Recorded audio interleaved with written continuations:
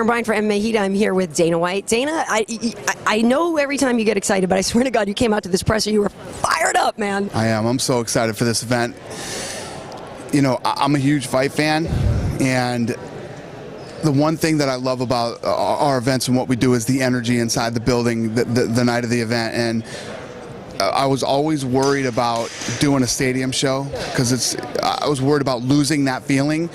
And now that we're here and all the work that we've done, I know we've exceeded it. And I think that people, first of all, people that have never been to a UFC event that come to this one as their first one are going to be blown away. People who have been to a UFC event are going to be blown away by this event on Saturday night. Well, yeah, one of my dear friends flew up here, bought the VIP package. He was like, "There's no way I'm missing this. Like, I just can't, you know." And we were out last night, and the town is already buzzing about it, so it's great. But I want to talk to you about the Lyoto and Randy Couture fight because this is very meaningful for both of them, I think. Where do you see Lyoto, and do you see him? You said he's still a top 10, but where do you see him in the picture right now? Yeah, you know, this fight, it means a lot for both of these guys, and even with Couture, you know, claiming to retire after this fight, I think that either way it goes for Randy. If Randy wins this fight and he retires, he goes out on top and on a win streak, and after beating Lyoto Machida, and I guarantee you the guys who haven't ranked him will rank him in the top 10 after he wins this fight.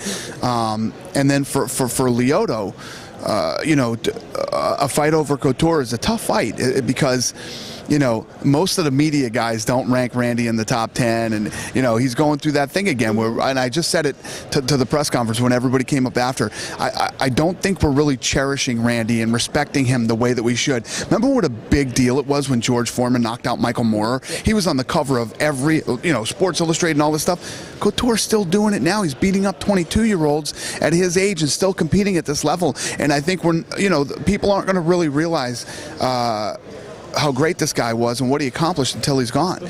And you know, so it's a big fight for Lyoto. Lyoto's got to win this fight.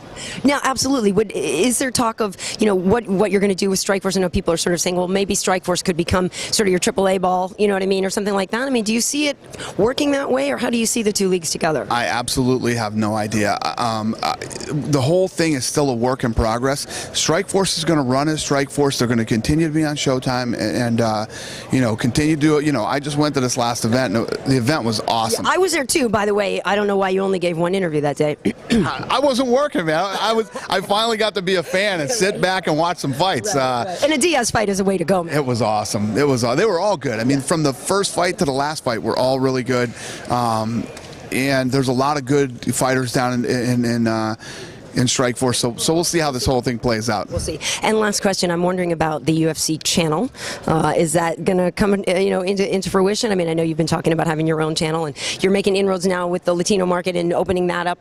So where do we go with the TV channel? Well, it's, you know, going out and acquiring your own channel isn't easy, and you can handle it. You can do it. And there really aren't a lot of channels out there available, but you know, when and this was actually in Sports Business Journal, they asked like 5 or 6 of the top guys in the sports industry who they think could go out there and succeed at having their own channel as far as content and driving viewers, and I think 4 out of 6 said UFC. Yeah. So you don't have your eye on a certain channel?